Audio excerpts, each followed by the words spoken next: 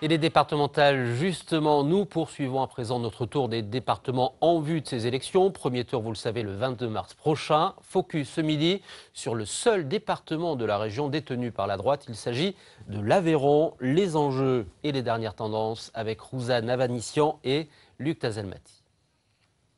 Qui seront les 46 conseillers départementaux qui siégeront dans cet hémicycle?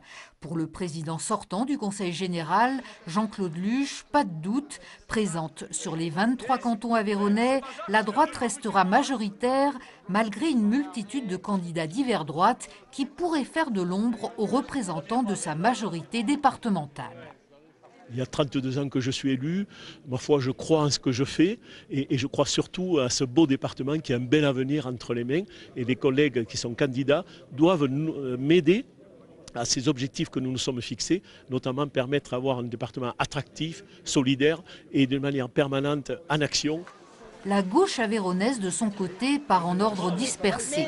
Le Parti socialiste est présent sur une vingtaine de cantons. Il espère rassembler autour de lui les déçus de la politique départementale avec un mot, la solidarité. Le Conseil général n'est pas solidaire sur tous les territoires. On le voit très bien.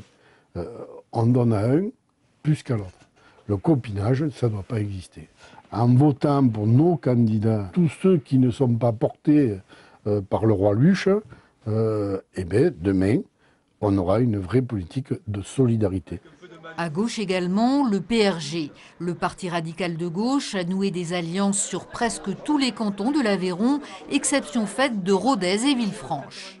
Nous, au PRG, notre programme, il est basé sur la République, l'humanisme et la laïcité, et la défense de la laïcité, notamment dans les écoles et dans les collèges. On sait que la majorité départementale de Jean-Claude Luche va gagner la majorité des sièges. Nous sommes plutôt dans un esprit de concertation avec Jean-Claude Luche et de travailler ensemble plutôt que dans un esprit d'opposition et de guerre tel que le suggère le PS. Il faudra aussi compter avec Aveyron Majorité Citoyenne, soutenu par le Front de Gauche et Europe Écologie Les Verts, et présent sur 19 cantons. Ces candidats ont été désignés par des assemblées citoyennes. L'idée, c'est que la population décide par elle-même, prend en charge, se saisisse des questions et soit celle qui soit force de proposition, de mobilisation, et en même temps de permettre à ce que la démocratie locale soit l'affaire de tous. Une des interrogations de ces élections départementales, c'est de savoir s'il y aura pour la première fois dans cet hémicycle des élus du Front National. On écoute tout de suite Jean-Guillaume Remise. Le Front National présente 68 candidats, donc est présent sur 17 cantons sur 23. Ce qui est une gageure pour nous, puisque la dernière fois on était présent sur 2 cantons en 2011. Le Front en fait n'a jamais été aussi représenté sur l'ensemble de l'Aveyron à l'occasion des élections départementales. En lice également, DLF, Debout la France, déclinaison locale du parti de Nicolas Dupont-Aignan.